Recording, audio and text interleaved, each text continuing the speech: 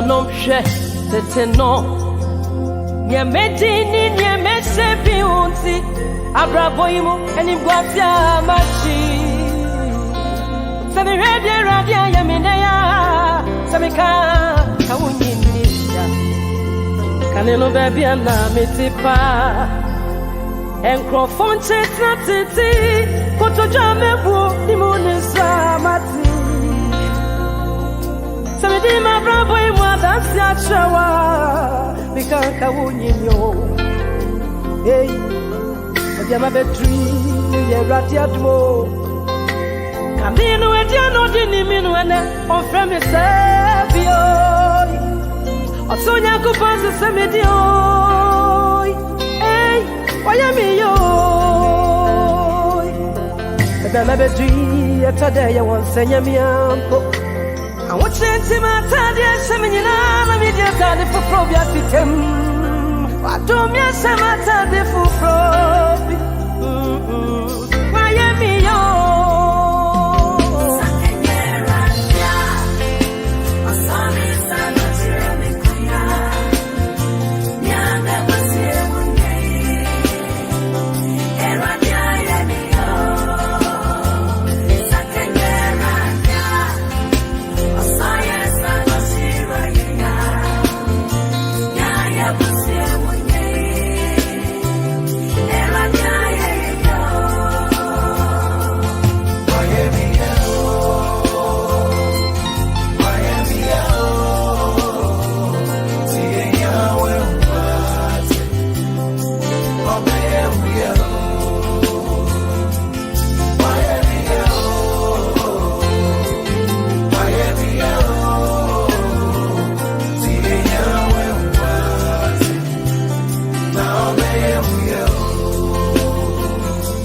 Ebrana chochi bubom ehum ritu Within koto jemi tiemu fima uyemu sa Adum rapon yo Ebrana kupanai Bami wo wenimo Miya umu wo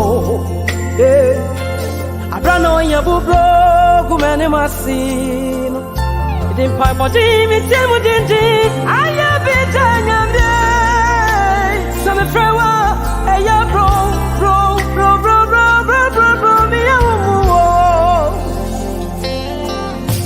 And God of Enoch, He heard my desperate cry. He lifted me.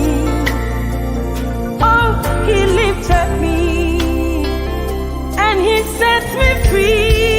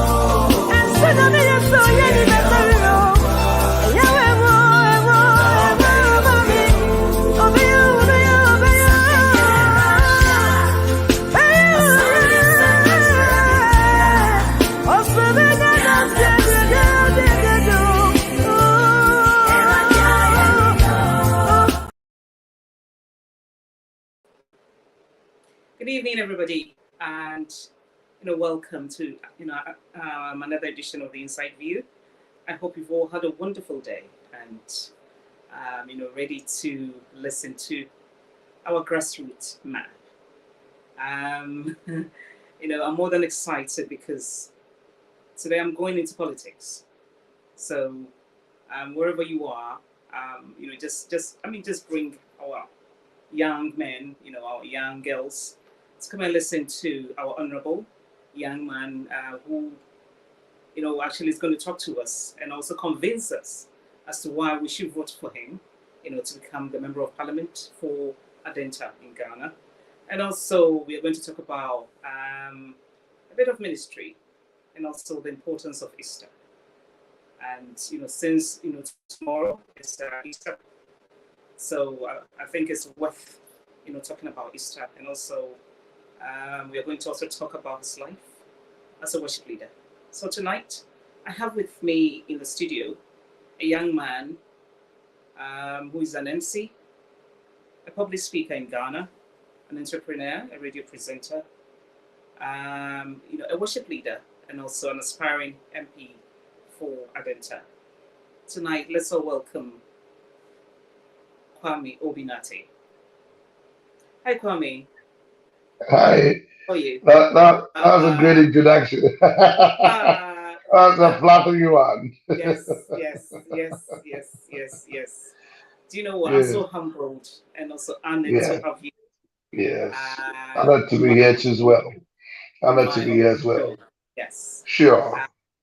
I'll say that I've seen you for many years. And Absolutely. I'll say that it was my prayer to meet you one day. And God really, if we say God answers prayer, I'll say that, like you're one of them. And to have met you for the weekend and also to have you on my show, to me. Good to be here. Good to be here. Yes. In His time, He makes all things beautiful. Yes, in His time. Absolutely. Yeah. Absolutely. Sure. We all know you to be a public speaker. Yeah. An MC. And also a man who is not scared to speak his mind. So you're always surrounded by controversies, Controversies. But for some of us, we still don't know you. So if you could actually tell us who exactly Kwame O.B. is in your own words. I mean, if you can describe yourself to us, please. Yeah. I have to brag myself. Well, thank you very much, and thank you for having me. Let me first of all greet your viewers and those who are listening to us online. Friends of mine, family members of mine who have tuned in to watch this interview. I say a very good evening to you. Well, if you ask who Kwame O.B. Nartey is, I think he's a very young, ambitious gentleman, God-fearing, has no fear for the truth. He speaks it as it is. Very daring, ambitious, assertive, romantic, industrious. Above all, he's focused. I'm very focused. So, born in Greater Accra, Ghana, Choco precise. Went through primary with Greenwich Castle Academy in Dansoman. Went to Nungwa, stayed in Nungwa, Mandela. Went to Wajo Barracks B, Teshi Bemakam. Then I moved to Kwabman. Kwabman, I was the house prefect. I was the choir conductor in Kwabman as well. After Kwabman, I went to the University of Ghana to pursue agric science, a soil scientist, my profession, but I'm not using it anyway. Then after that, went to radio. I did Choice FM in 2008 reporting. I joined Pravda in 2011 till I left Vision One. So Pravda was sold to Vision One FM, Dr. Kwame Che, and he kept me on. So I worked with them until 2022. Then I became general manager for Number One FM, and then I had to resign to pursue other things. I'm still in school, still learning communication with the University of Professional Studies. Hoping to do my PhD here as well. So, yeah. Wow. That's amazing. So, yes, and then also currently aspiring to be the MP in Adenta. So I'm not going for my primaries, and I've overstayed my days here in London. I have to move to Accra to go and continue my campaign prior to my elections in August. Great. Married with 4 kids. Yes. Great. we've seen you actually going into politics. Yeah, I mean, which is a bit Yes. bold of you to to do that. But before Sure. we go into that side, we just Yeah. want to know the kind of family that you grew up in that has really shaped the kind of man that you are today. Well, I think my family is a very Christian family, very conserved family. My family really wants to manage what they have. They hardly take risks, but I'm a risk taker. So um, I've always stood out. I've always been that person who wants to always move in the opposite direction. So, and that's me. I've had encouragement, especially from my mom. She's late anyway. May her soul rest in perfect peace. But she would always encourage you. My father, he's a pastor, so I'm sure he always wants me to follow suit. But I'm sure at the right time I will see what God will do. But then they've been supportive. I have two wonderful sisters, amazing sisters who will go all out for me at any time. They are there. They are just there. And they are Londoners, so they are here in London and they are there for me. Yes, I have some. My family is big because of how my father raised us. Everybody is welcome to the house. My mother can cook. She cooks and everybody comes to eat. Some do take away, some do drive through and whatever. So we have a very big family, and I love them all. They've all been supportive. They've all encouraged me to this far, and that's the family. My family is full of. It's a support system for me. I must say that they really supported me. Uh, I'm sure they want me to do other things, but like I've always said, Mm-hmm. I know where I'm going to by the grace of God. Great, I also have what I want to see, and they have come to realize that all they can do is to support me, and they've been supportive. I must great, confess.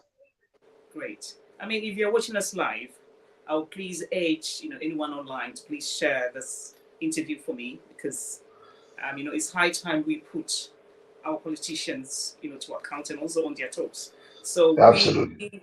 yes, I would just please urge you to share this interview and let this interview go far, and also to Sure.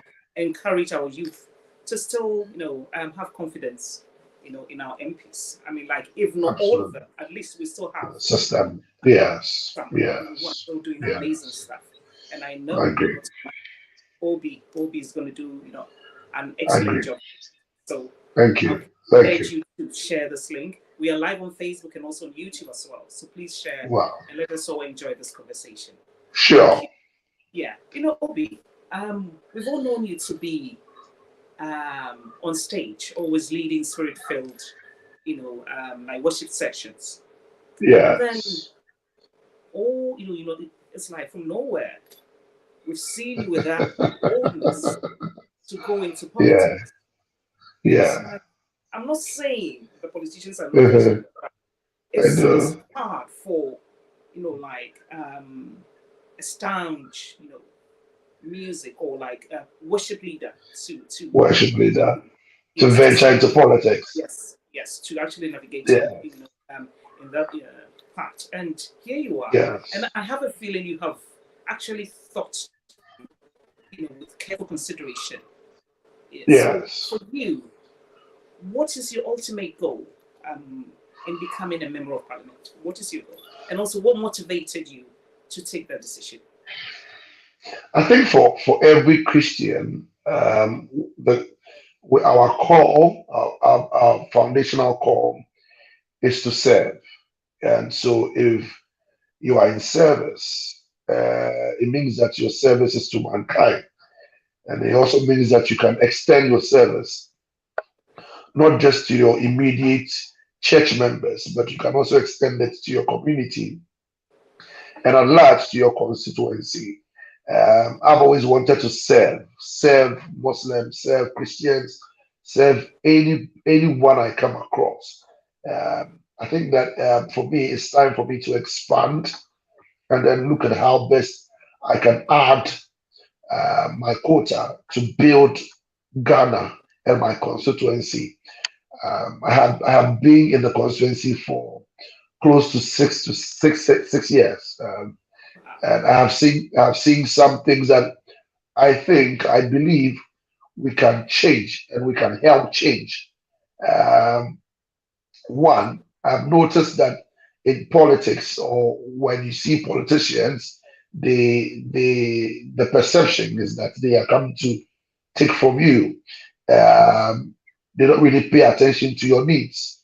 But I've always wanted to help more people. I've always looked at bringing in policies that will help. And these are things that I've been doing not because of politics, but I've been doing it because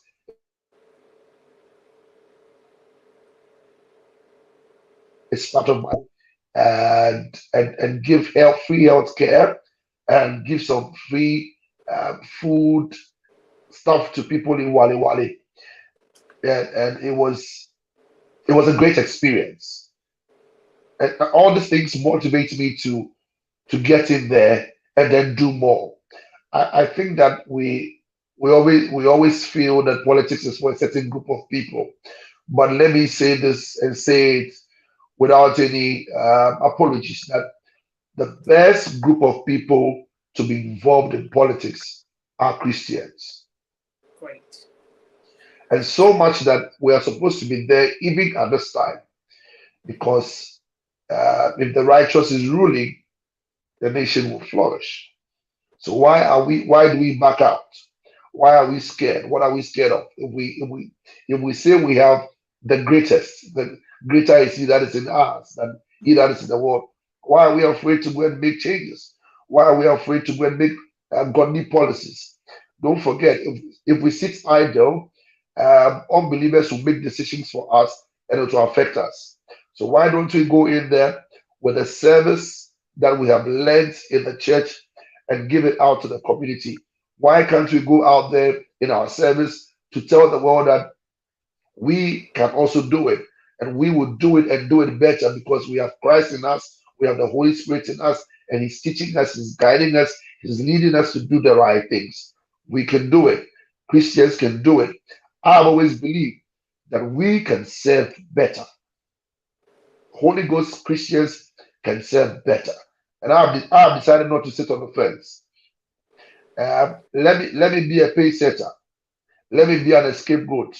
I want everybody to understand that Christians can get into politics and do it right. We can do it right. We can do it right. For me, that's one of the greatest desire to go in there, make a difference, and do it right. Because I believe this is the time God wants some of us to be there for such a time like this. The book of Esther. Let me base my conversation on the premise of the Bible. In the book of Esther, Mordecai told Esther, don't ever think that you are in the king's palace for pageantry or for luxury. Don't ever think that you are enjoying there alone. If anything happens to us, don't forget it can happen to you too. God has built some of us. We've built capacity academically, spiritually, socially. We've built the capacity to get in there and make sure we liberate the people from poverty. We liberate the people from hardship, where it's not just about me, but it's about everybody. Everybody should be able to enjoy what they have to enjoy. And we need to make sure that our country becomes the best. I come to London and I'm aback because every system is working. Yeah. Corruption is limited. Yeah. And if we Christians we frown on corruption, why don't we go there and emulate it? Why are we back there? Why do we always have to sit down? Why do we have to sit down? Muslims are not afraid to declare their stance. They are not afraid to venture. Why are we afraid? What is hindering us from getting in there? So for you, have you had any sort of criticism or maybe a second thought, from any of your colleagues, maybe just trying to talk you out of it, that maybe, where you are going is a bit not too straightforward. You understand what I mean? Have you had any? Yeah, I do. I think that I'm surrounded by friends who are equally daring. By Okay. far, all the friends I'm surrounded with are also venturing into politics, one way or the other. Yes. I've had a lot of encouragement. Wonderful. You That's see, this is it. When people see the true you and they accept you for who you are, and they see the exploits you do, anytime you take a step, all they can do is to wish you well. wonderful. So I'm for sure you, it's by the exploits I have done in the gospel industry and the kind of advocacy and the stance that I have taken to see some of the changes we're seeing in the gospel industry in Ghana and by far the diaspora. Um, I've become a voice, and this same voice can speak for the people in my constituency. I've always said um, the best person to market a constituency is the MP. okay. So So if if yeah, if if the Adenta people are watching you tonight, you know, yes. what three most important objectives do you have, as an MP? I mean, why you want to become an MP, for them? I think I've shared my policies with them. Number Oh, we one, don't know. that We don't know, so we want to yeah, know. yeah. So I'm sharing with you as well. For me, I've always been for women empowerment, Right? poverty alleviation for the youth. That the youth should be equipped. They should be trained. Everybody in Ghana thinks that the white collar job is paying, but I think otherwise. I think the next phase of industrialization is people using their hands to work, people learning how to use their hands to work. If we all have jobs as individuals, if we train individuals in shoemaking, in dressmaking, what have you, these vocational skills is what I'm going to institutionalize in my constituency. At least every growing child should have something to do with their hands. I believe in it so strongly, and I think that it will take us out of poverty. It will take us out of dependency on MPs. It will take us out of dependency on politicians, where they will come to you when they need your vote. But if you have something to do with your hands, nobody will deceive you and will just manipulate you with a 20 CD or 10 CD or 5 CD or t-shirt or yam or fowl or goat to go and vote for them. It's so interesting. And that's one of the things I'm looking at to make sure that vocational skills becomes the hub, that people have things skills they can use their hands to do. I'm very particular about that, and I think that that will save us a lot. That everybody entering into the offices and is choked. Everybody wants to be a policeman. Everybody wants to be a soldier. Meanwhile, what happens to shoemaking? What happens to dressmaking? Mhm. All these vocational skills have been left behind, and we look down upon them. But when we travel and come to America, we go to the United Kingdom. These are the jobs that are available. So why are we looking down on these jobs back in Ghana? Do you know what? I'm so The glad next, that you've mentioned vocational skills. Dressmaking, yes, plumbing, joinery. yeah, yeah, I mean, all these vocational skills. And it's rather unfortunate that we tend to frown upon such skills. But you see, absolutely. It's sad. when you come to the Western world, these are the people Yes, which, yes. I'm making the money. you know what I Absolutely, mean? So for me, absolutely. if anyone is watching us tonight and you are just I'm not rooting for him, but I'm just adding my voice Yeah, to so this particular yes, objective, that yes, please, if not for anything at all, this one, for this one, I can vouch for it. That it's let, it's let, it's let, let, nothing let me but say, your support. Yeah. yes, let me say something. My stay here, I have learned a lot of things.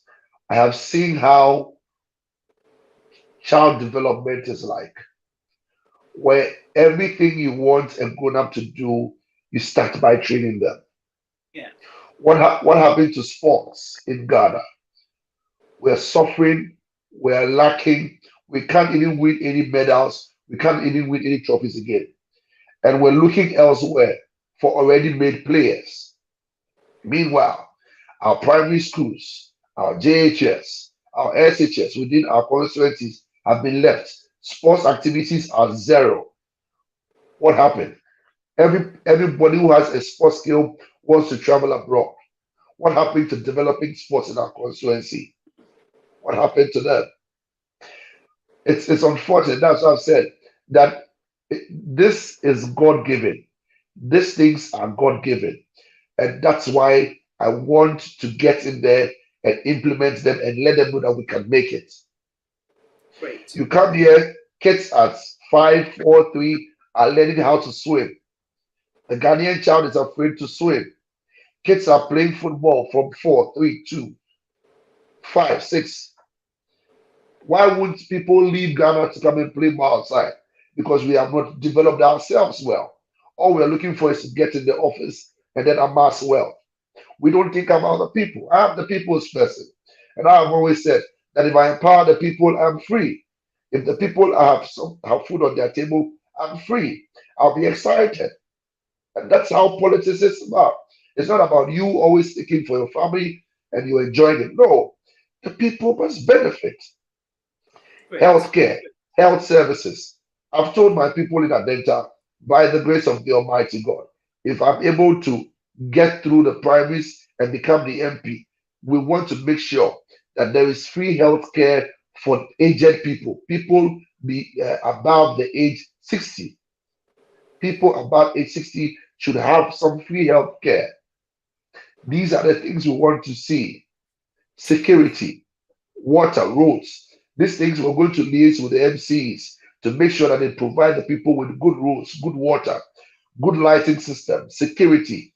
I'm so down, and my heart is that everybody in Adenta will feel that government is working, that they Wow. have somebody who is Yeah. speaking for them. I've been here. I've been here for almost 2 months, and I see how the counties manage themselves. We can manage ourselves if we can create jobs within.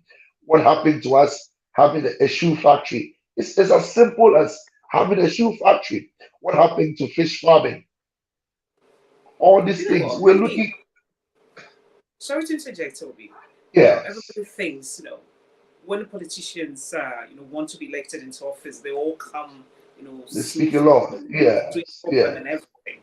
So it's like the youth yes, now have, sort of lost confidence in MPs because yes, I think once they get elected, they just come in to sort of, you know, satisfy their personal, agenda or needs. So for yeah, you have all these plans. yeah. How do you convince the youth, especially, that fine, you've got the ideas, but you are not there, for your personal gain or for your personal Yeah. needs? You know what I mean? How do you convince the youth? How do you do that? Well, I've always had the privilege to meet a lot of youthful people in my constituency, and I align with them. We are all youthful people, and then they should buy into the idea that I'm a young person. I have a lot of years ahead of me. If I'm unable to do what I have to do, it means that they are going to lose trust in me, and that brings my political career to a premature end, and I don't want to see that. How do we do this?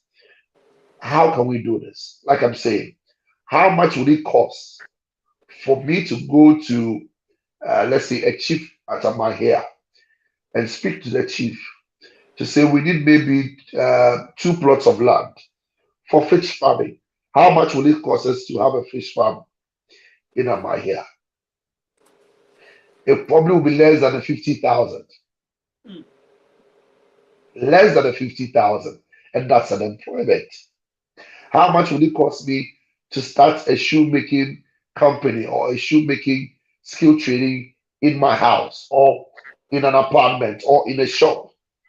I need two good, resourceful people who are trained, who are shoemakers, to come and train others who want to make the shoes. Either put my brand on it or put a very suitable brand on it. And I, as the MP, will be wearing that shoe.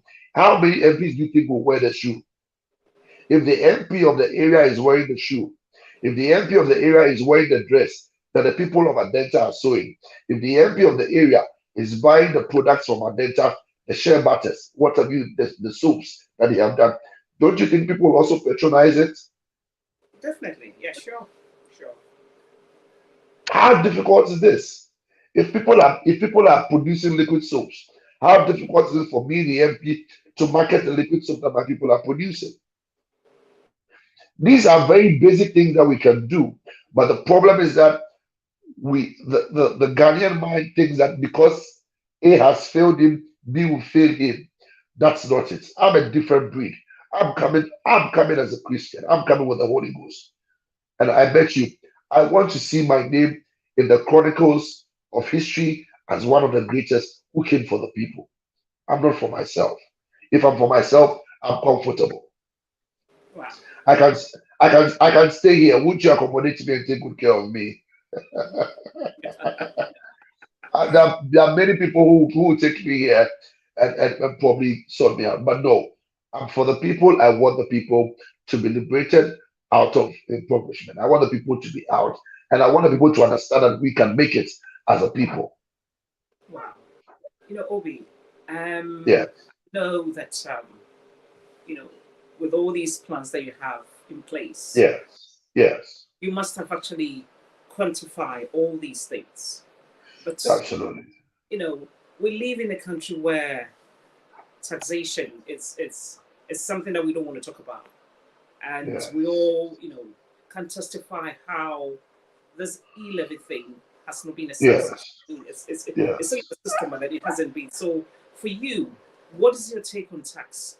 And it looks like we've not been brought up to fully understand the importance of Taxes, tax or taxes. taxation. Yes, So the yes, moment you raise tax, it becomes a problem.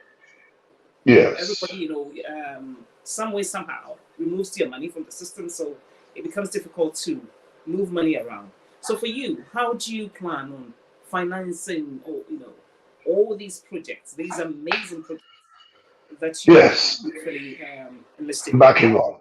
Yeah. So let me touch on the taxes. I think in the history of taxation, no individual has ever loved taxes because we all cry when we're taxed for one thing or the other. Yes, but the most important thing about taxes is that what the people are paying for, they should see that their monies are being used for development. Okay, Here in the UK, when you pay your taxes, you see your roads, you have free healthcare, you go to GP for free, you enjoy a lot of things, and you are comfortable. sure. That's why when you pay tax, you pay taxes and you don't cry. But if we pay taxes in Ghana and we don't see that the taxes that we pay are being used, obviously the people will not be happy about it and they will not be excited about paying taxes. On to the issue of funding. Now, the greatest asset of this generation is collaboration and partnership. There are so many companies out here, out of Ghana, who are looking for industrious people to partner with on such beautiful vocational and agricultural projects and even sports projects. Aside seeking sponsorship from government or from any of the ministries, I'm looking at partnering with companies outside Ghana who are willing, and ready to partner us to fund some of these projects. I came here because I'm also building some links to get back to Ghana and then start seeing how best we can facilitate some of these projects. People That's are fantastic. ready to support. Absolutely. People are ready to support. You see, the world doesn't celebrate laziness. So if a young man has ideas that can transform his society or constituency, trust me, people are ready to be part of it. Hmm, great. Now, let's move away from your constituency. I just want us to Sure, be a sure, bit, that's fine. yes, a bit about That's Ghana. fine. That's fine. I know that we have like environmental, like regulations in Ghana that Yeah, bans mineral exploration and mining in yeah, basins of rivers and forests. What do you think yes. Ghana should do with its mining income in order to diversify its economy? And also, What? I just want to know whether you Yeah, also believe in climate change because of what we are absolutely. seeing in Ghana. What can you do about this situation? Because it looks like our rivers, our forests, it's completely, it's I mean, it's not worth It's talking sad. about. It's sad. It's sad. It's sad. Very sad. But let me take this from this angle. That I think that it's an issue. The majority of the issue is a mindset thing and an issue of survival, where people think that we've been here for a while. This is where we belong to. This belongs to our fathers, and governments cannot tell us what to do. And so people want to do what they want to do, and not even be concerned about the effect of their generation. It's very sad when individuals take entrenched position and feel that they are custodians of a certain land and that they can do whatever they want to do. I think that is absolutely wrong. The other thing is that if if if we want to see a lot of change in the mineral exploitation, I think that government should set example. Leaders of political parties, government appointees should set example. I must confess, if these people have not seen any of the leaders involved in this, and that if anybody is involved in this, the person should be prosecuted, they will stop. But I'm sure that they have seen some of these government officials involved in the same activities. Wow. Leadership by example, absolutely. I say it as it is. And leadership by example. You say we should stop Galamsey. I'm sure there are some politicians who are still involved in Galamsey. Well, How do you want it to stop? And it's affecting the climate. Trees are being cut down. Water bodies are being destroyed. Why are we not thinking about generation? Those in the areas, they feel that's for them and they have to do it. But I'm telling you, if there are no big dogs in there, they will stop it. Because if you're told and if you are found, you'll be prosecuted. And what we should act what we say. If anybody is caught, whether you are whoever you are, you don't go against the laws. Here in the UK, the politicians, lawyers, they get their licenses revoked. yeah, Politicians resign because of driving a red light, right? yeah. Yes, leadership by example. So if you want to stop, then every leader who is involved should equally stop. So having said that, what Yes. policies do you disagree in your own party and why? Like I've said, um, my party came in, they saw the level of damage. Now, I think a law has been passed that we should stop the illegal mining. But like I'm saying, if people, the so-called big political influencers, are not involved and are prosecuted when found, this will stop. Okay. The laws are there, but there is a big man that if he's caught, he'll be left.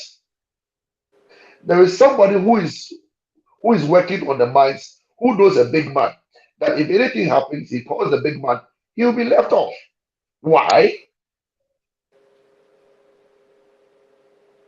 We have the laws, Yeah. but there are people who feel they are too powerful to fall with the law or to obey the laws.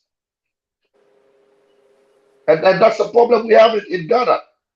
The laws are there, but once somebody breaks the law, the person is affiliated to a big man who he or she can call, and the big man will let them take the person out. How can we help? Knowing very well that the water bodies, when they get destroyed, we are going to suffer for it. When the trees are cut down, we are going to suffer for it. It's a matter of leadership, and it's a matter of systems. If the system is working and leaders are straight on it because it is something that affects everybody, we can do it. If there's a policy that says that if you are caught practicing illegal mining, you are jailed for 20 years. You think people will do it? So for you, what is the Yeah. biggest challenge facing Ghana today? Because you are listing, from the water body, all these things. And that's what I'm saying, that if people go against the laws on illegal mining, they should be punished. Simplicity. Wow. Whether you're a politician or not, if you go against it, you should be punished. Whether the land belongs to your father or your great grandfather or whoever, when you are caught, you are caught. You are punished. And you see, the funny thing is that it's not as though there's a ban on mining. It's a ban on illegal mining. So there's a process you have to go through to acquire a license to mine. So why don't you do that? Why must it be illegal? In the first place, it is even dangerous for you people mining because you don't use safety protective measures. You use chemicals. You destroy the water bodies. You destroy the organisms in the water bodies. And we shouldn't tolerate some of these things. I'm so glad that you're mentioning this because I grew up in a mining town. Yeah. And to see the state of Akotia now will Yes. hurt you. And it's sad. And they are the poorest. Very, very sad. Yeah. Yes. Very, very, very sad. And I'm thinking, how we can change the mindsets of our people, especially with corporate social responsibility, where people mine. I mean, how they can give back to their own community. I don't know how that can be done, especially those who go into mining. But I quite remember growing up as a child, where we have all these, companies actually coming to the place and mining actually went into mining. They did so much for the town. But here you are. Yeah. Our water bodies are being destroyed. Our forests are being depleted. Nothing is being done, for the community, that are being affected. And now when it rains, it gets over flooded and we lose lives almost every. And I just hope and pray something, will be done about this this situation. Yeah. I think that there's another solution to this. That when we decentralize and make sure we develop these areas, there'll be somewhat employment in there, so that some others can shift away. But it will be difficult because mining is very attractive. I think the best thing about mining is that it be done right. Once that's where they have been and they have seen the benefits of it, it will be difficult for them to let go. So it's either there is more education on how to do it well. That can be the surest bet to help them do it right than to do it illegally. So for you, what kind of advice would you want to give to any young Christian man that also wants to venture in politics, just like you just braved yourself? What are some of the things that maybe they should know before actually coming into this, arena? Well, I must say that number one is to build capacity. Okay. Number one is to build capacity. You have to build capacity spiritually, academically, socially, Emotionally, you have to build capacity because it's a very tough terrain. And I will not tell you to just walk in. You walk in and you build in. But the thing is that you don't have to come and fake who you are here. I'm not faking. This is me. I've been doing this all my life. I've been raising people. I've been supporting people. I've been doing all lots of things for people. I've been selfless. You can get on the streets of Accra and you get people telling you what Obinati has done for them. And so mine is a character that I'm entering into another phase. For anybody who wants to come in here, is for you to be sure that this is what God is telling you to do. Wow. I think that'll be it. Yeah. Yeah, we've now seen Yeah. the inflation, rate in Ghana, 52.8%, Yeah. way too high. The national Yeah. debt, is abnormal. I mean, with all boldness, is way too much. And then you're just thinking about how an average Ghanaian, is surviving, in this kind of climate. So for you, what Yeah. can you do, to reduce the poverty level in your constituency? In your constituency, I know you've mentioned Yeah. about vocational skills, but it will Yeah. take time before it will Yeah. It will take time. go Absolutely. down. So, in the immediate term, what can you do to reduce the poverty, lifestyle of your people? Well, I've always said that leadership is one of the most critical things that can change situations. If you come to my constituency, as a matter of fact, I started giving women startup monies for their businesses uh, for my own pocket. I'm not funded by any government agency. I don't receive any. I'm not receiving any government appointment. I did this for my own pocket. I'm giving it to women to start working, to invest into their businesses. I have done that, and I'm sure that the women will appreciate it. The second thing is also that we should appreciate the fact that we are in a global crisis. Uh, yes, across the world, every country is suffering. So what we can do is to manage the resources that we have.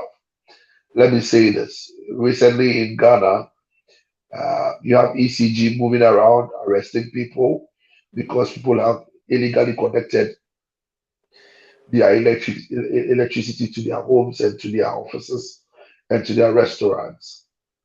And it's sad that companies who can afford, those who can afford the bills, are those who are involved in this thing.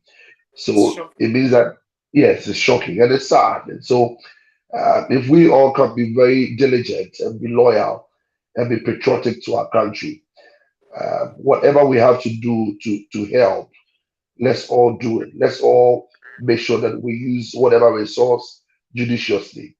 Um, and to leadership, the leadership should also think critically about how to resolve some of these things. I think at the end of the day, it lies at the doorstep of leadership that political leaders should come up with a plan to salvage the situation, and that's very important. When you're given a position, it means that you have a responsibility to help the people. You have a responsibility to reduce the pressure on the people, and that's what government should be doing, looking at avenues to help reduce the pressure. And I'm sure you are aware that government is seeking some funds from the International Monetary Fund as well to be able to settling the economy. These are some of the policies I'm sure we're doing, and the levies that are coming. The most important thing is that we communicate it well. Communication is key.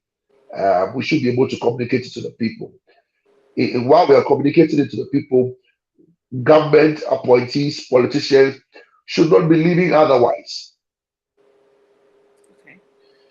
You want the people to minimize, and you want to tax them, but you are living a luxurious life you're buying cars and houses for your stuff, your girlfriends and your family members who are not doing anything.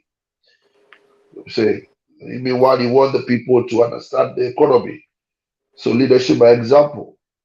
Okay, I so think I mean, I if think you're I think saying I think that, that's then it. Yeah. yeah, I mean, if you're saying that, then I just want to ask you. So, do you support that entitlement reform? If you're saying that the leaders should sort of lead by example, and Yeah. while we have all these scratches and all these things, you know, too Yeah. much. So, do you sort of support Yeah. And supporting? that should be in the quarters of the executive, not the Yeah, legislature. Because I must say, if you're looking for one arm of the government that is going through a lot of pressure is the legislature. Because as an MP, once you become an MP, you are not an MP for just your political party. You become an MP for all political parties. And anyone that you would have to help, you'd have to help them. You have no idea the number of school fees, the number of people MPs are paying their school fees, giving them some people even sleep at the gates of MP. Some come all the way to Parliament to meet them. For Parliament, I think that they are doing a yeoman's job. They are sacrificing more. But in these times, if they can, why not? Because we are in crisis. The ones who are in crisis, if they can, why not? And if they lead by example, I'm sure the people will do more. great. I mean, I'm so Yes, glad that you know we've delved into why people should vote for you. So tonight, if you're absolutely. watching us and you happen to live in Adenta, I present to you your honourable MP, Kwame O.B. Inshallah. I'll just urge each and everyone to vote for him. Come out Praise with God. your numbers, and let's Thank you. change.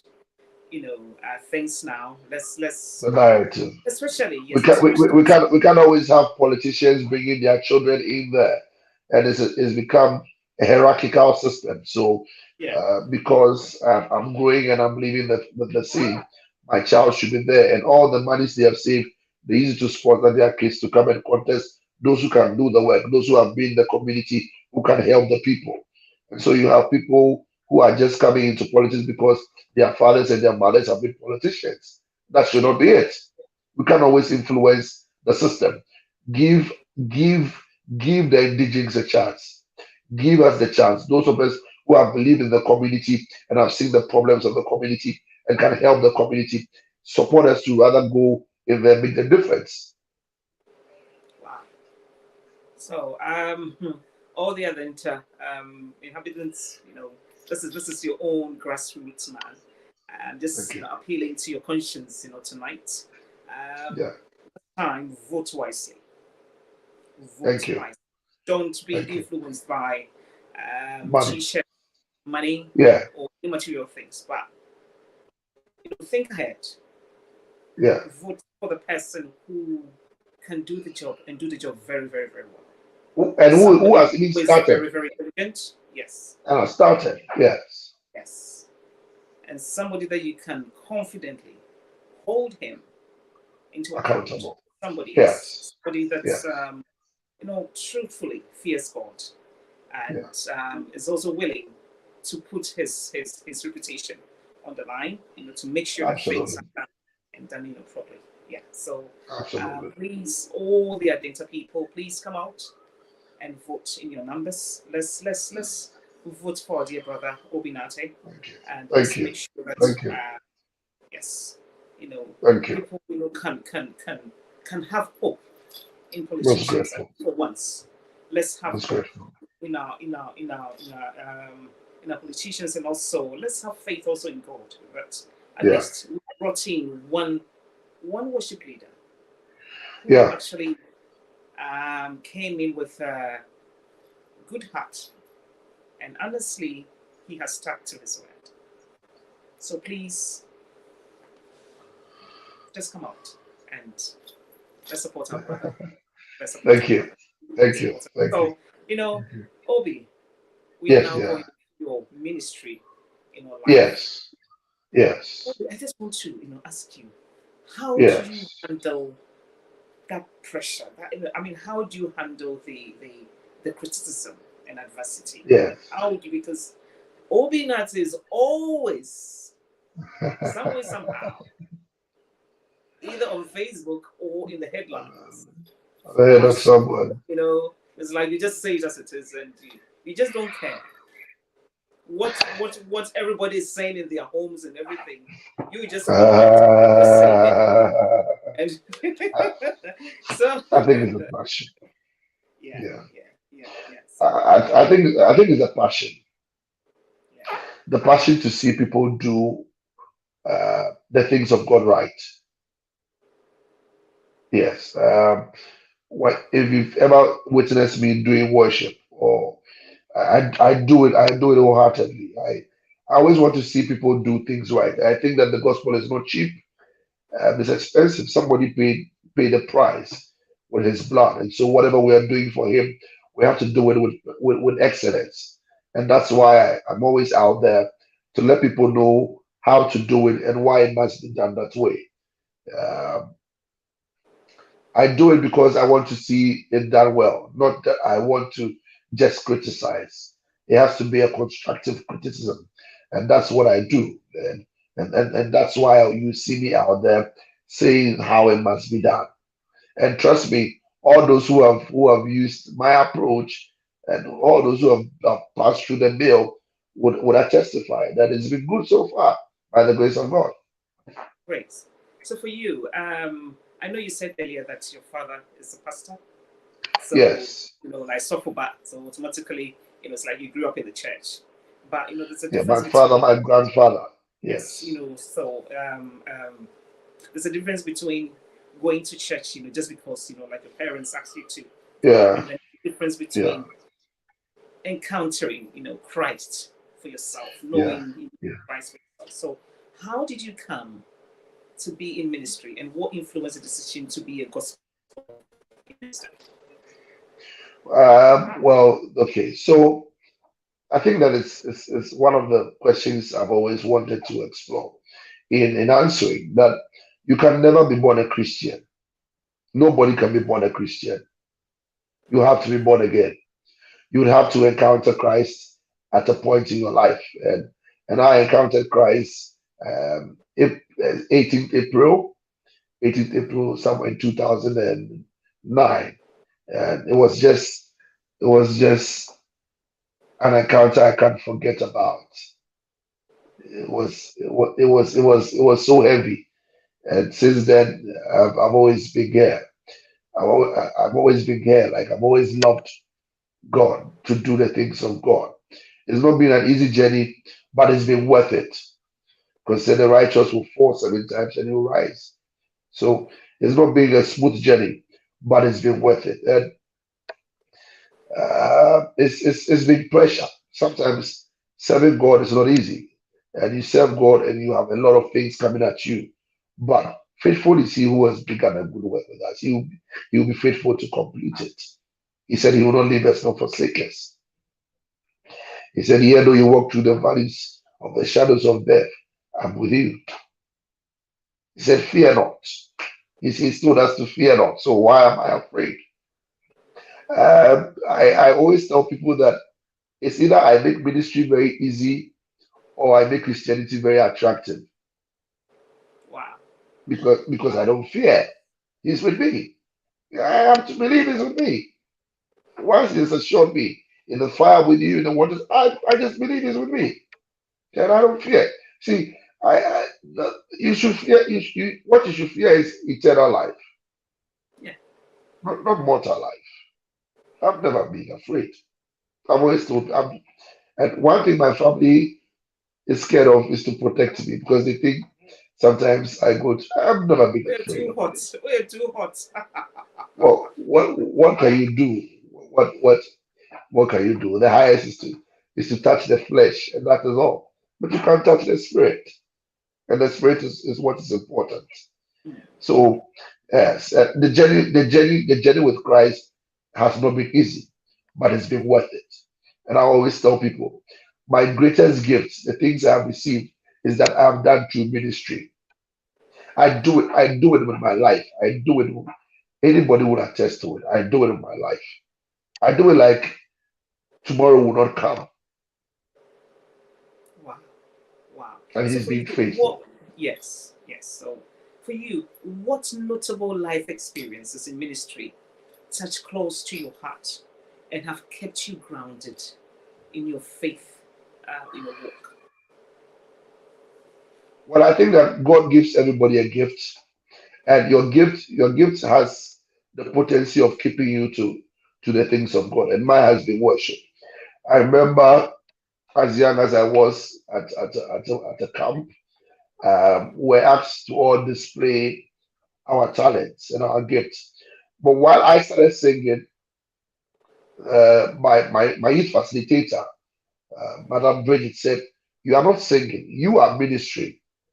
Wow. That's what she said to me at that age. I never understood it. And till date, people call me minister. And not that probably I don't know whether they've seen me, but they confidently associate that with me because I minister. I don't sing. I don't have the best of voices, but I minister. I love it. I love what I do for God. I love it. I love it. And if you meet me in my closet, it's worship. I just love it. I think that's what has kept me so far, and that's my lifeline. I remember having hearing a word from God that this is why you are still alive. Don't stop it. So who have been your biggest musical influences? Yeah, it is. You're asking if it's taking me places Yes. No, no, no. I said, who have been your biggest musical influences in life?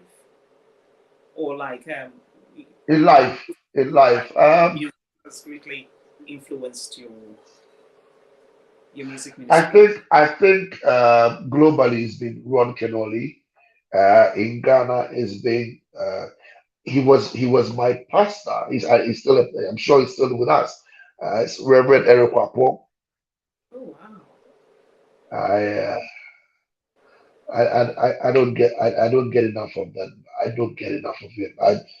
I remember my days at Benny Powell, ICGC. Yeah, Then I can run from children's department just to come and watch him lead worship. great. And I remember those days in the 80s where he would lead worship and cripple will get out of their wheelchair, people get healed, unimaginable miracles. And I've loved Reverend Eric Papo from afar. Um, I've not met him one on one. I think, yeah, but he's been one of the people who have really influenced my worship life. I just loved him. And Ron Canoli too. When I was a child, I love him so much. I think I everybody love him so loves much. Ron. Everybody loves Ron in all his songs. I Everybody. know, right? I know it. I remember someone said you look like Ron Canoli. I was so excited. I was like, hey, if it's true, then I'm happy about it. Wow, wow. Yeah. We know Yeah. you have OBN workshop, like music workshop. Yes. What is Yes. what is the motivation behind it? I mean, To raise worship leaders, to teach people about the industry, people to understand what they need to get before they get into the industry. And my first workshop was a success.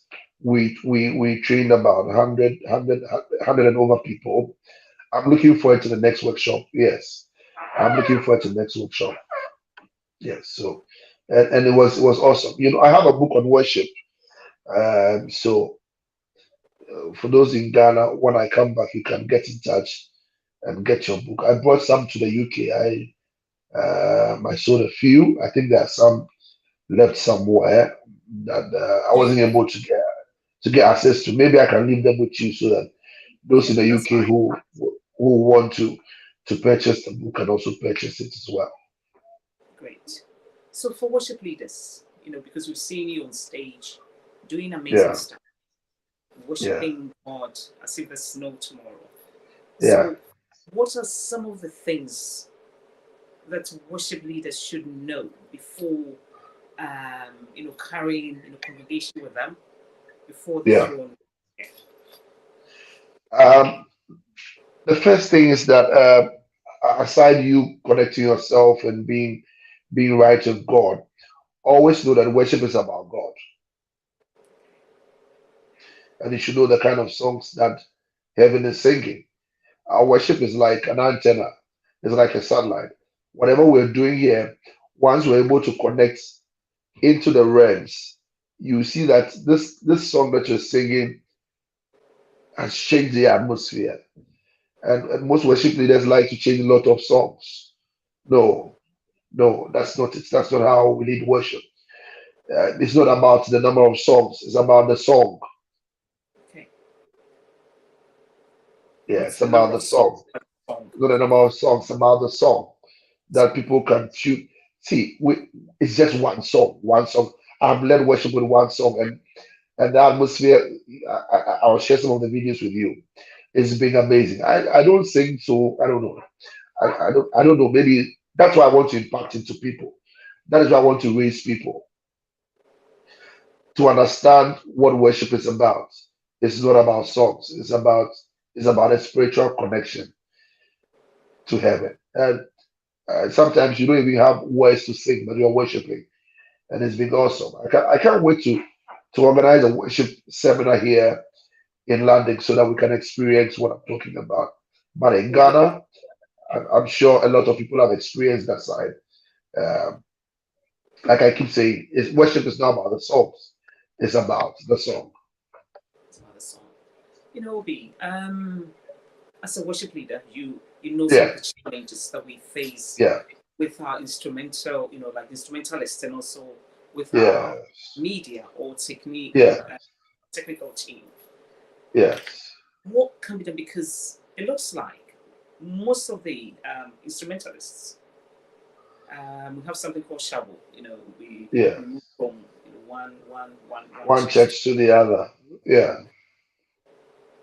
We are not being trained to know the importance or who an instrumentalist is, and also hmm, the power that they carry. Because you can testify what David did with his harp.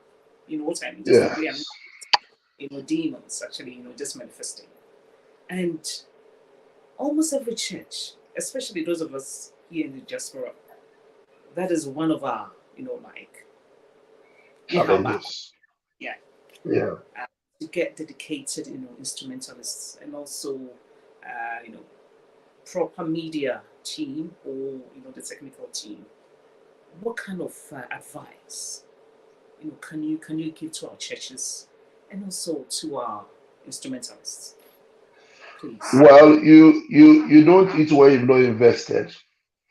If you've not trained any instrumentalist, you don't have power by any instrumentalist. So the best advice is that you raise your own instrumentalist. Invest into one person to train 10 of them, and you are done. Okay. This is the solution I have for everybody across the world. Invest into one to train 10 of them, and you are done.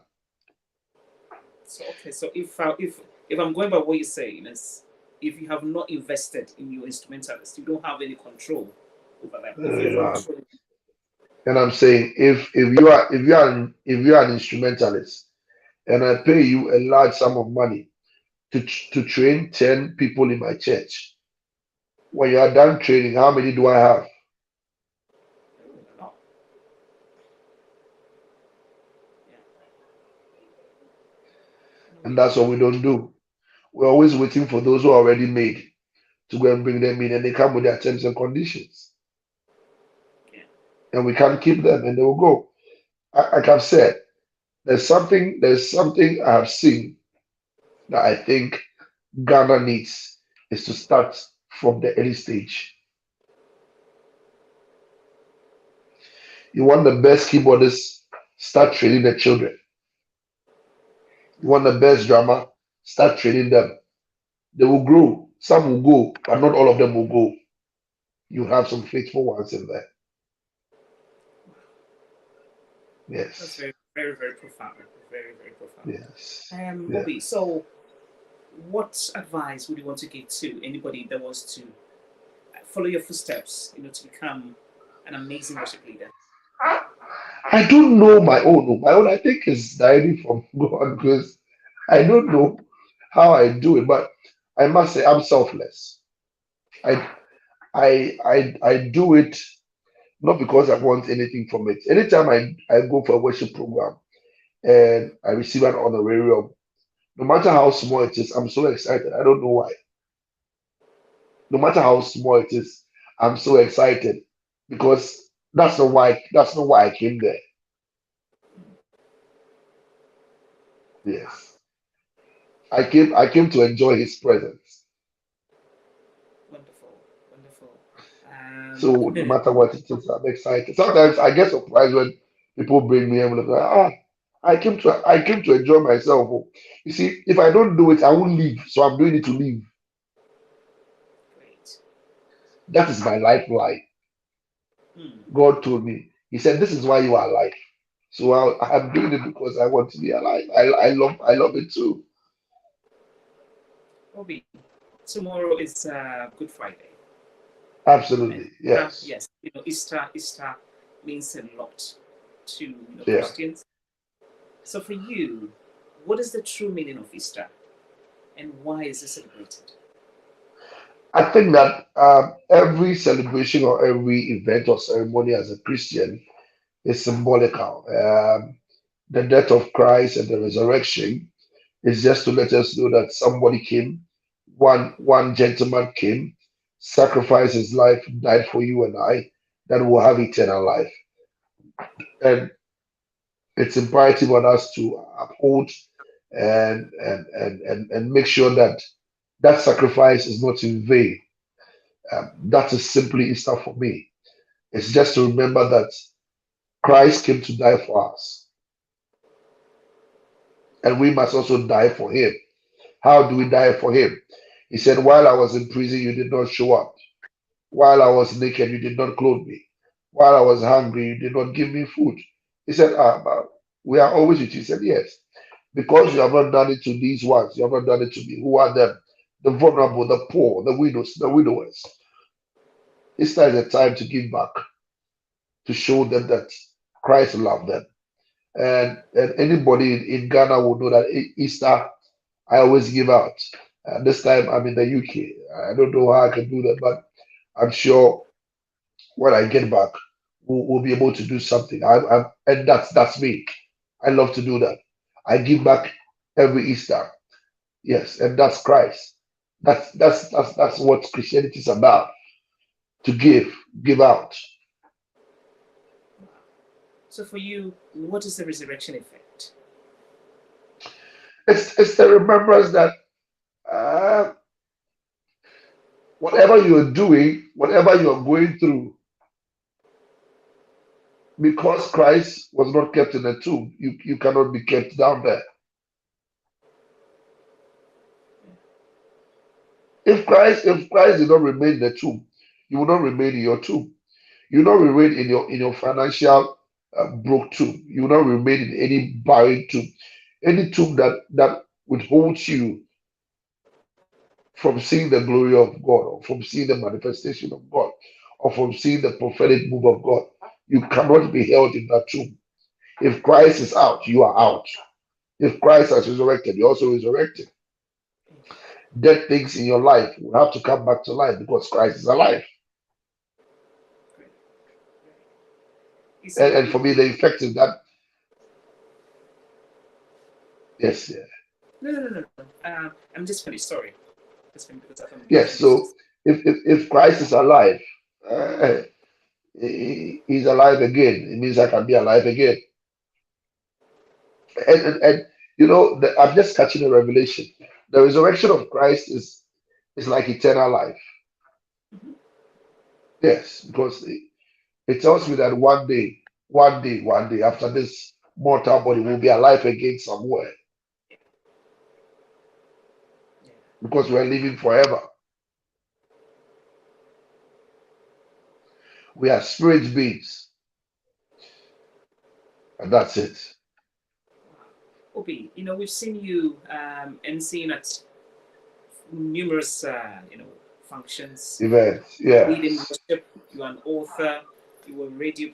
You're into so many things, and even currently, you're as well, and also, vying for an MP position. How Yes. do you combine all these things? Being a father, a husband, and with all these hats that you wear at different occasions, how do you manage to do all these things effectively? Management is a skill, and the best management practice is to plan. I've always told people that anything I do is written. Any huge move you see me take, I have written it down. And by the grace of God, I adhere to my plans.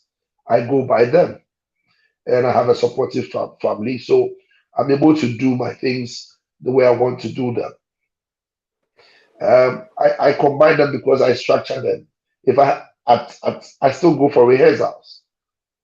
Oh I wow! still yes, I still go for church rehearsals. I don't miss out on church rehearsals, unless it's where I am is something I can't get there. I'm outside Accra, but I still go for rehearsals. I make time. Wow! Wow. You know, we've I make time for everything. we are getting to the end of our discussion, and I've Uh, really enjoyed this discussion so much. But before you go, I just sure. want you to tell us what has been your Yeah. greatest challenge and lessons on the home front, and what advice would you give to today's young fathers and husbands? Greatest challenge is not to rush, like not to be in a hurry. I think that we always want we always want to get things very fast.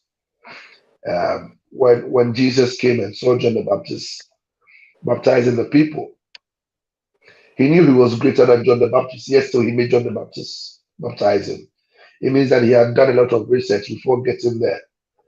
Um, every young man, whatever area you want to go into, please make sure you have enough information before you enter. If you want to get into marriage, have enough information. If you want to get into business, have enough information. If you want to get into ministry, have enough information. If you want to get into any form of life or any business, have enough information. Even if you want to do evil, have enough information. When you get the information, it will tell you that if you keep smoking over time, you will spoil your lungs and you will die, so you will not do it. But because you don't have the information, you just follow peer pressure and go and do it. If you want to drink alcohol, have information because it can destroy your system as well. Anything you want to do, you need information. Wow.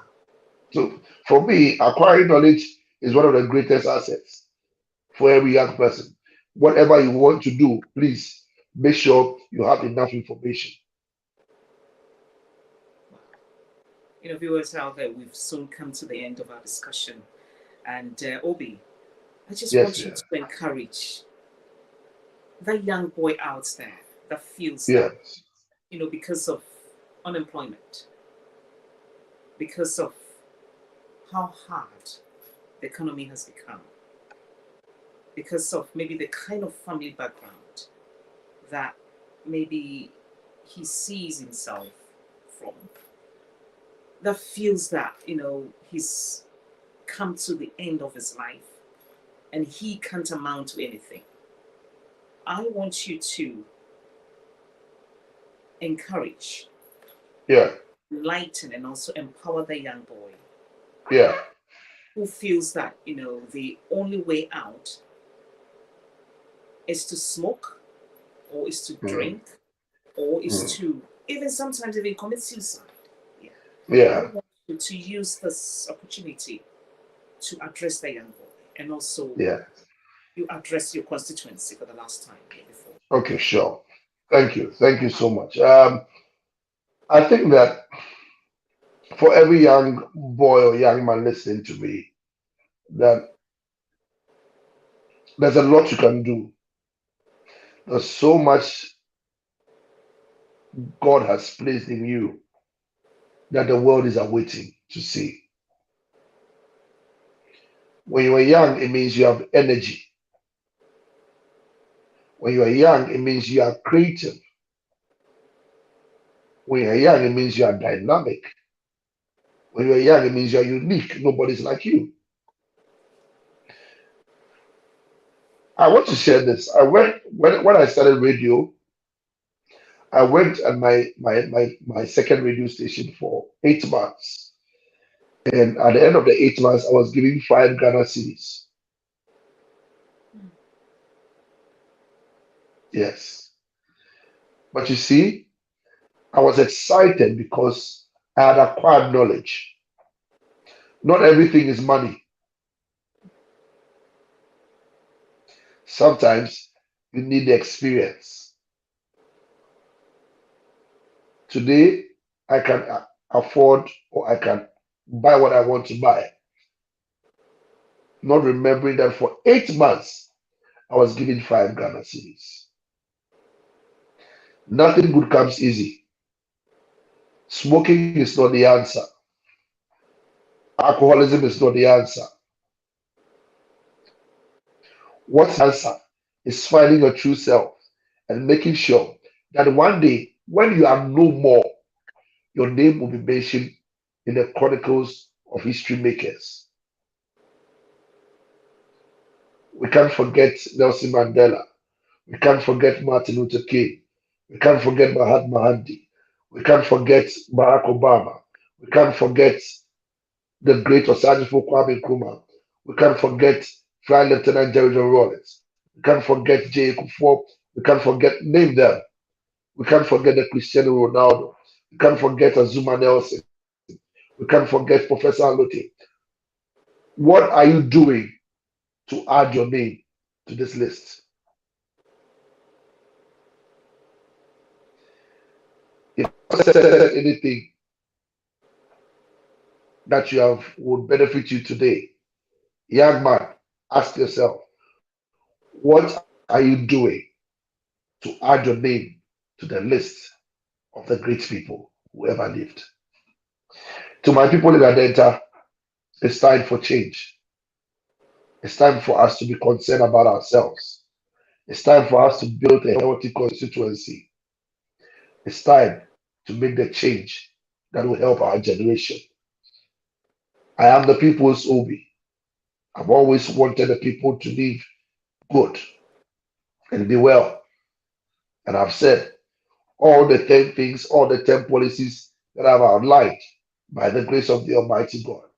If we're able to implement them, and then that will be a place that every other constituency would come and learn from. We can do it. We can do it together. I'm not here for myself. I'm here for you.